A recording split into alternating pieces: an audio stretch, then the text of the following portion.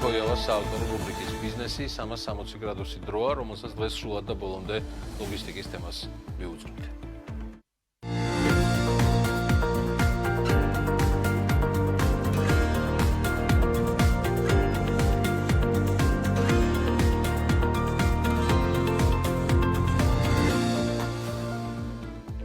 ბოლო რამდენიმე წელიწადია ლოგისტიკა საქართველოში განსაკუთრებით ხშირად ხდება განხილვის თემა.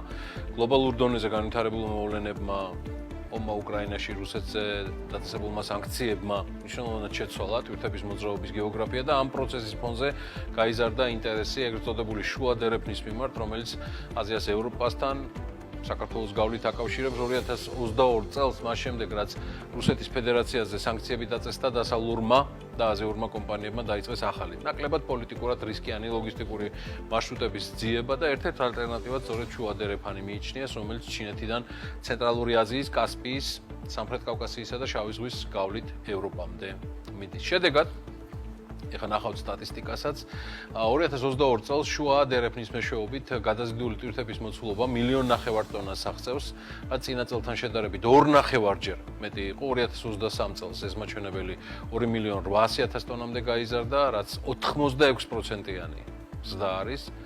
მოდი აქვე იმასაც ვიტყვით, შუა დერეფანი ნამდვილად არ არის ახალი იდეა. თუმცა ბოლო წლებში გეოპოლიტიკურმა ცვლილებებმა მისი აქტუალობა გაზარდა ამ მარშრუტის მთავარი უპირატესობა და ამის მარშრუტის მთავარი უპირატესობა სწორედ ის გახლავთ, რომ ის არ გადის რუსეთის ტერიტორიაზე და ამავდროულად დროში მნიშვნელოვნად აღემატება საზღვაო მარშრუტებს. მარშრუტის განვითარების პარალელურად ჩინეთიდან ევროპამდე ტვირთის ტრანზიტის დრო შემცირდა 53 დღიდან 18-23 დღემდე და აი ამ დროის 14-18 დღემდეც შემცირება იყო დაგეგმილი და მგონია რომ რეალისტურია. შუა დერეფანში ტვირთბრუნვა გაიზარდა. ტრანსკასპიური საერთაშორისო სატრანსპორტო მარშრუტის ასოციაციის მონაცემები შუა დერეფნით საუბარია 57,000-მდე TEU კონტეინერით გადაზიდვაზე. 2023 წლის ამავე პერიოდში ეს მაჩვენებელი 20,500 იყო. მოდი ყველაფერი დანარჩენისთვის, ქვეყნისთვის, რეგიონისთვის უმნიშვნელოვანეს თემაზე ვისაუბრებთ ჯემალ ინაიშვილთან. საქმიან საზოგადოებას უბრალოდ შევახსენებთ, რომ ჯემალ ინაიშვილი წლების განმავლობაში საქართველოს ფოთისპორტის გენერალური დირექტორი გახლდათ. ის ამჟამად თბილისი დრაიპორტის სამეთვალყურეო საბჭოს თავმჯდომარეა და ცხადია ამ თემას გაუძღვები მარიამ ქოიავასთან ერთად, საკონსულტაციო კომპანია სავის მმართველ პარტნიორთან ერთად. მშვიდობისა, მოგესალმებით, მადლობა მობრძანებისთვის. მადლობა თქვენ. მარიამ, მოდი სანამ ჯემალთან გადავალთ კითხვებით.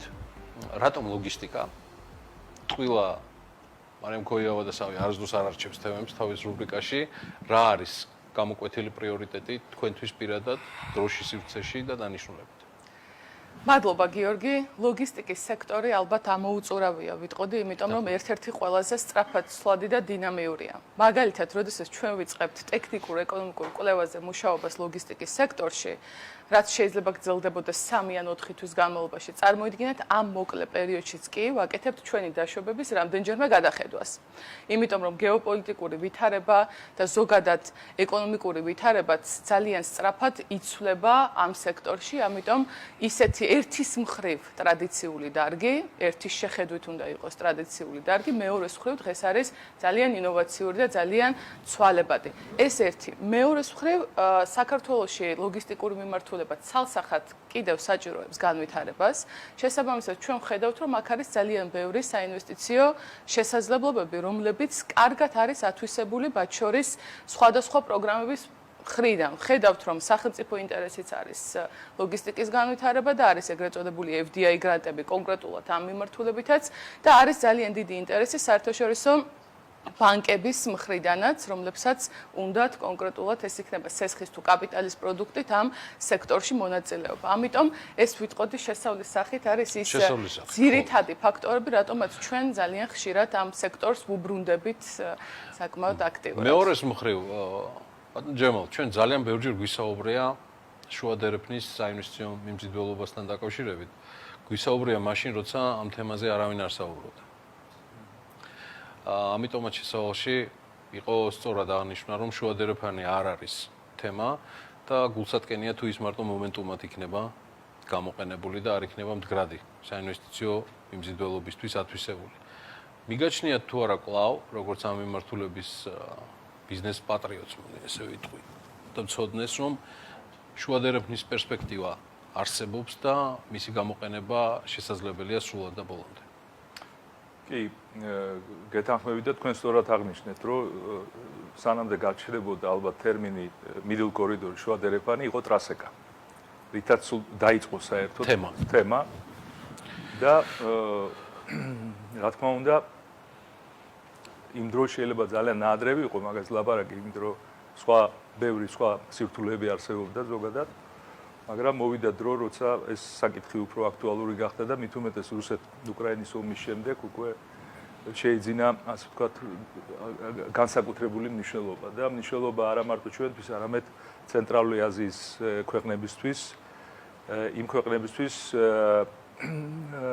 რომელთა, ასე ვთქვათ, თავისი ექსპორტი და იმპორტი ძირითადად იყო რუსეთის ნავსადგურებზე და ბალტიისპირეთის ნავსადგურებზე დამოკიდებული.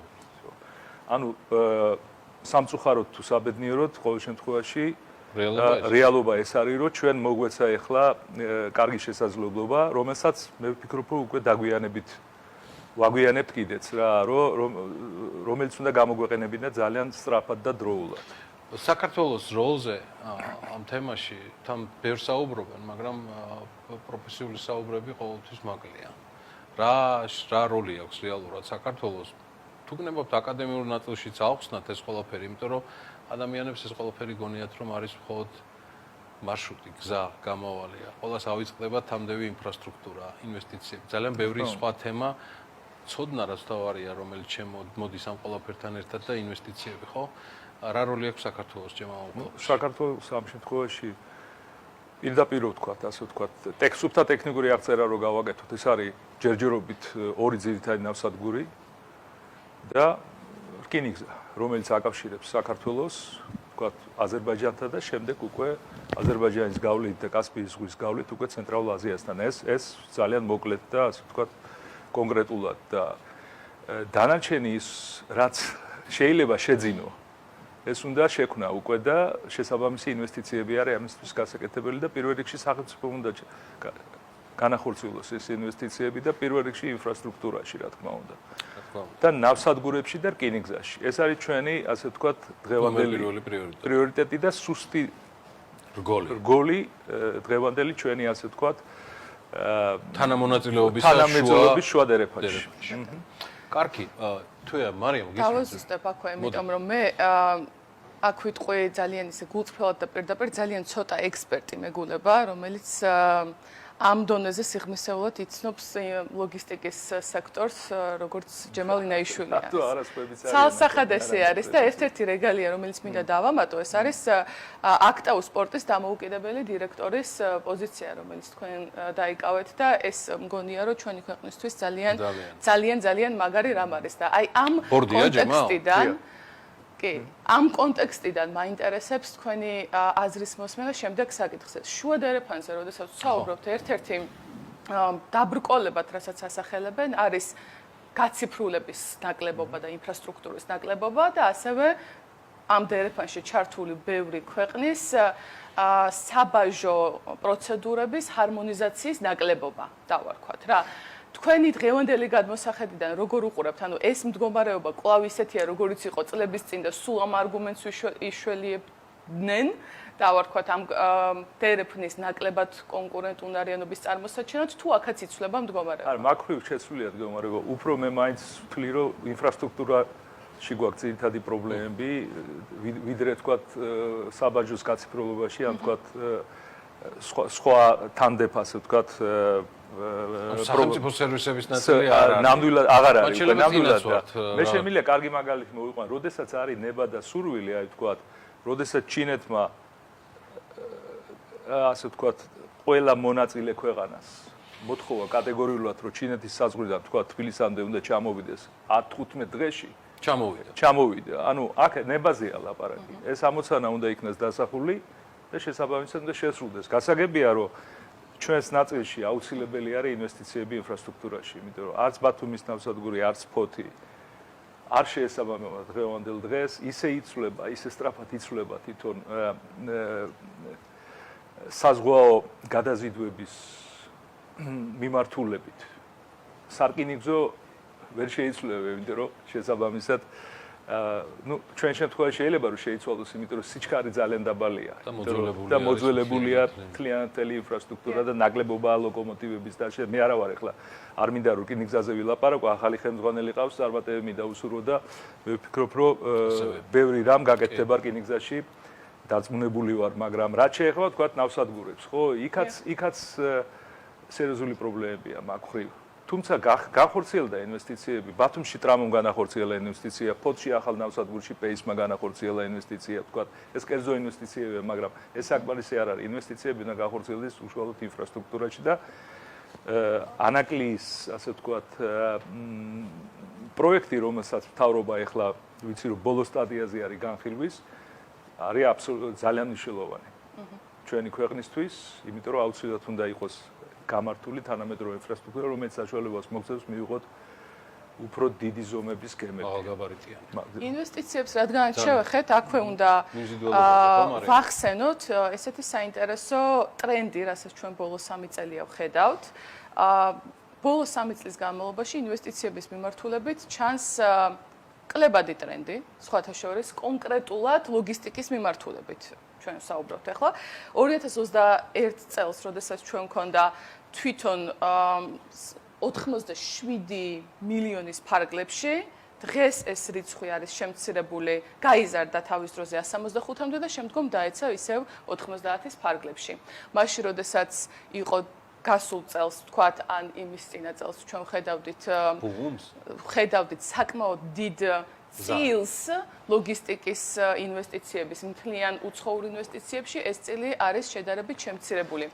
რაც შეიძლება ვუკავშირებდეთ ამას, ალბათ ერთ-ერთი ფაქტორიც არის ის, რომ ლოგისტიკაში ინვესტირება არის საკმაოდ გრძელვადიანი და პროექტებით საკმაოდ ესე რომ ვთქვათ, საშუალო და გრძელვადიან პერსპექტივაზე არის და ციკლი იყო 3 წლიანი სადაც მოხდა ინვესტირება და ეხლა შემდგომი უნდა და ალბათ ეს ციკლი მოდიოდა ზუსტად ბათუმის და ფოთის ნავსადგურებში სასუქის ტერმინალის მშენებლობასთან იყო ძირითადად დაკავშირებული.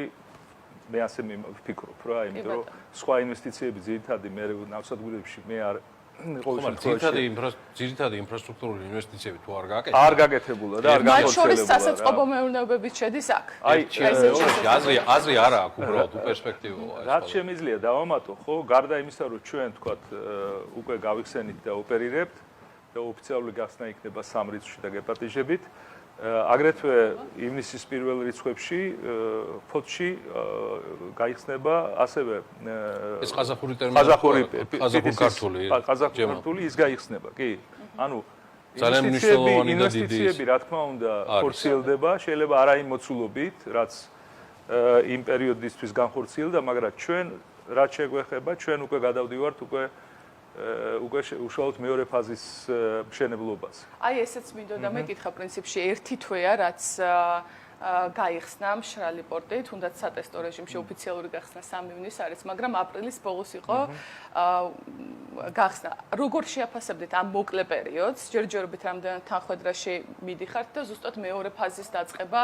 აბსოლუტურად თანხმედრაშია, მაგრამ ჩვენ არ შეგვიჩერებია სამუშაოები და დავიწყეთ უკვე მუშაობა პროექტზე და ნებართვებზე, რომ შეუდგეთ უკვე მეორე ფაზაზე გადავიდეთ და მეორე ფაზა ითვალისწინებს დაახლოებით 50000 კვადრატული მეტრის საერთო მოცულობის საწყობების შენებლობას, აკლასის შენებლობის საწყობების შენებლობას. შესაბამისად, ჩვენ ვერ შეუდგებოდით თუ არ დავასრულებდით პირველ ეტაპს, იმიტომ რომ პირველი ეტაპი არის როგორც ასე ვთქვათ, ნავსადგური ჩავთვალოთ რა, ხმელეთზე და დანარჩენი ის თამდები ინფრასტრუქტურა, რომელიც უნდა გაჩნდეს უკვე უშუალოდ მის ირგვლივ. და ჯამური ინვესტიცია დაახლოებით 50-55 მილიონი ეს წინასწარ შემილია ვთქვა, დოლარი იქნება, მაგრამ შეიძლება გაიზარდოს, იმიტომ რომ ზოგიერთ საწყობს აქ სხვა მოთხოვნა და შეიძლება უფრო ვთქვათ სამშენებლო მასალების ფასებიც შესაბამისად, კი, შეიძლება. ეს ერთ-ერთი ყველაზე მასშტაბური პროექტი არის, მით უმეტეს მშრალი პორტის კუთხით. და აუცილებლად გეგმავთ ჩვენ, რომ და შემიძლია ეხლაც ვთქვა, რომ ჩვენ გვინდა რომ ჩვენი, ასე ვთქვათ, საკუთრებაში ყავდეს პლატფორმები საკონტეინერო, იმიტომ რომ ჩვენ ვართ დამოკიდებული დღეს რკინიგზაზე, არის ზოგიერთ შემთხვევაში დეფიციტი და შესაბამისად ჩვენ ვფიქრობთ ჩვენს პარტნიორებთან ერთად, რომ უკვე შევქმნათ ჩვენი პარკი მოცულობები და პარკი იყოს თქვენი გადასახადაზე. სავაგონო პარკი შეიქმნას ზუსტად საკონტეინერო გადაზიდვებისთვის. ძალიან მაგარია ეს პროექტი ძალიან გულშემატკივარი. მოითხოვს დამატებით ინვესტიციებს, რა თქმა უნდა. შვენიერი. და დასასრულის სახით ისევ შუა დერეფნის საკითხსაც რო დაუბრუნდეთ, ნახეთ თუ ჩვენ საუბრობთ იმისათვის რომ საქართველოს ეს მომენტუმი რომელიც თითქმის წასულია, მოდი ესე შევაფასოთ რომ გამოვიყენოთ, აი ერთი თავარი პრიორიტეტია, ერთი რამ ტოპ პრიორიტეტული თქვენი აზრით რა იქნებოდა იმისათვის რომ დავწეოდით აი ამ პრინციპში ტოპ პრიორიტეტი მაინც ისე რჩება როგორც რაც შეიძლება სწრაფად დავიწყოთ ინვესტირება, რაც შეიძლება მეტი ინვესტირება, ანუ როდესაც სახელმწიფო დაიწყებს ასე ვთქვათ განხორციელებას იგივე ანაკლიის ნავსადგურის, აუცილებლად გაჩნდება კერძო ინვესტორი მისი ირგვლივ. ეს კიდე დამატებითი ასე ვთქვათ სტიმული იქნება ინვესტორისთვის, იმიტომ რომ ინვესტორი დაინახავს, ეს იქნებით ჩვენ თუ სხვა მნიშვნელობა არ აქვს, მაგრამ ის დაინახავს, რომ უკვე არსებობს ინფრასტრუქტურა, რაზეც შეიძლება მერე უკვე დაშენდეს და მიებას უკვე ასე ვთქვათ თანხლები ინფრასტრუქტურა, რომელიც უნდა განახორციელოს უკვე კერძო ინვესტორმა და კომპანიამ. დიდი მადლობა. მადლობა დიდი და დარწმუნებულია ლოგისტიკის თემას გავაგრძელებთ, მithumetes არაჩვეულებრივი ამბავი ებმის ამ თემას ექსპო ჯორჯიაში იქნება ძალიან მნიშვნელოვანი ღონისძიება, რომელიც ასევე ივნისის დასაწყისშია. 19 ივნის. 19 ივნის არა ბატონო, 19 მე მოდიში, არა დასაწყისში, 19 ივნის არის ეს ყველაფერი და იქიდანაც ძალიან აქტიურად გავაშუქებთ ყველაფერს, ისევე როგორც 3 ივნის მოგიყვებით თბილისი დრაიპორტის მორიგ წარმატებაზე. მადლობა ჯემალენა იშვილს, მარიამ ქოიავას მოგზაურობისთვის. წარმატებები. მადლობა.